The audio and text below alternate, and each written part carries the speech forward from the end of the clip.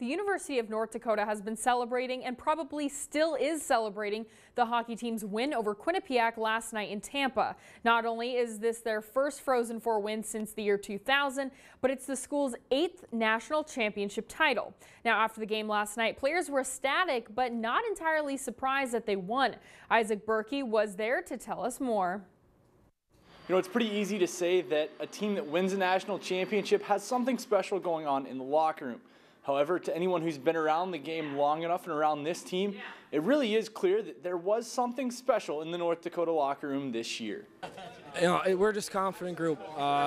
Every player in here is skilled, they're talented, and they're all in. They're all in for our program, and it's pretty special to see. You know, to play like we did tonight, even against the odds, it was unbelievable. You know, just the hunger and commitment this team has. It's, you know, whether you're in the lineup or not, everyone's working out, they're doing extra things, and you know, as you can tell, we were hungry for a national championship, and we're national champions now. So it's all the hard work paid off. It means a lot. You know, it's unbelievable, and we've had this drought for about 16 years now, or whatever it is. So, you know, I was happy we could get this done, not only for ourselves, but for all the incredible alumni that give back to our program, and everyone who's been through our program, who's kind of built it to what it is today. You know, and obviously, most importantly, our fans, because we'd be nothing without them. So, you know, we man up and we find a way to win. We've been saying all year we're the best team in college hockey, and we believed it wasn't being cocky. It was confidence in that room, and you know, we proved that tonight. Now, while North Dakota will lose 4 seniors off this year's team, and who knows who else might be leaving to go play in the pros, it's going to be a different roster next year, but don't expect that to change anything when next season rolls around. From the Final Four in Tampa for NBC North Dakota Sports, I'm Isaac Berkey. Well, another congratulations to the UND hockey team for their national championship win.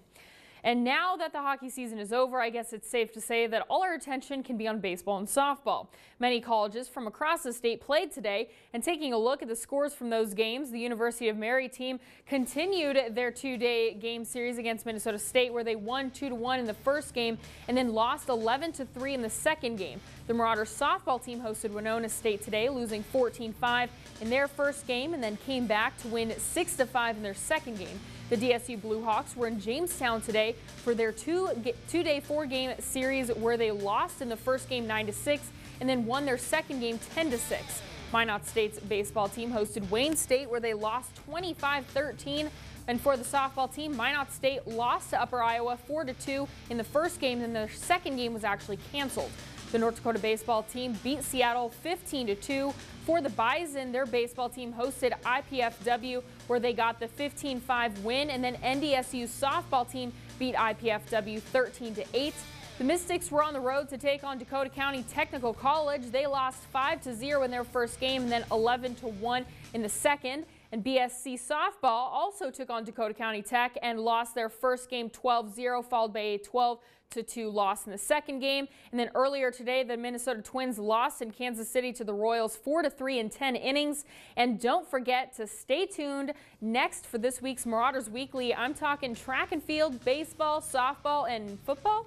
That's right. That's all coming up right after this night report.